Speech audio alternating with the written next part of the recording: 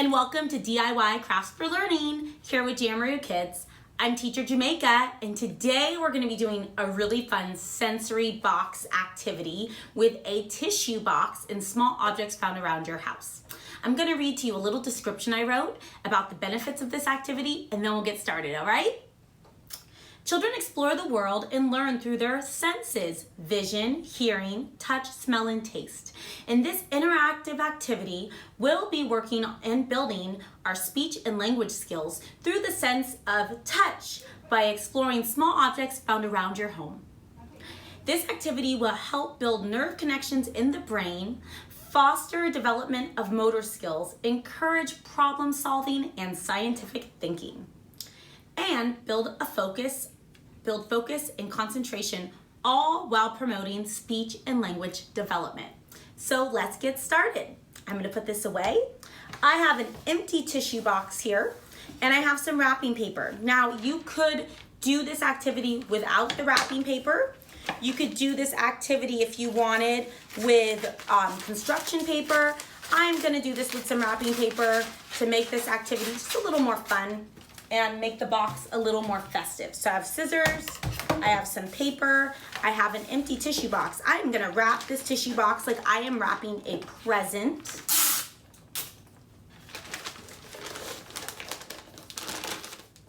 When you're done with your tissue box, you have something that looks like this. Again, you don't have to do the wrapping paper.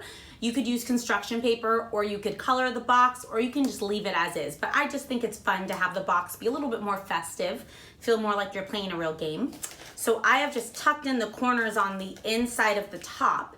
And then what you're gonna do is you're gonna go around your home and you're gonna find small objects. So I have a finger puppet, a shaker, a kazoo, a laundry clip, a pen, a toy truck, a balloon, a plastic fork, and a sponge. So you can use any small objects you have in your house. Obviously you would, if you're doing something like a balloon, this is considered a choking hazard, so you would want to make sure that you're supervising your child with this object. But you can do all sorts of stuff. Don't worry about if it's an object that your child may not know what it is, because that's part of this activity, is teaching our child new language skills, new vocabulary. So something like a laundry clip or maybe a kazoo, they may not know the name of this, but that's why we're gonna do this game.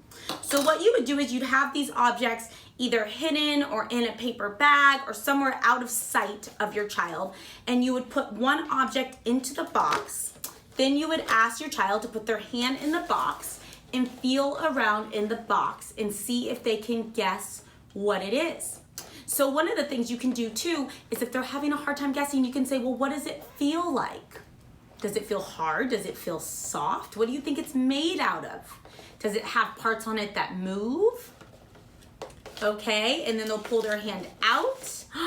And then if they haven't guessed, you can talk about what it is. It's a truck. It's a green truck, and it has 4 wheels. You can count those wheels. 1, 2, 3, 4. You put the next item in. A shaker. Oh, what is that item? It's making a sound. What does it sound like? It's a shaker. Okay, you put the next item in. A sponge has a soft side and a rough side. If you want, you could even give your child hints. You could say, well, this is something that mommy and daddy use when we're cleaning, when we wash the dishes. Helps get the dishes clean.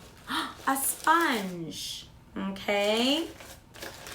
So that is how to make a sensory box. This is a very fun activity. You can make this with an empty tissue box, keep it in your house, and you can play this game every couple days and work on those vocabulary skills while building our sensory skills and also our cognitive skills.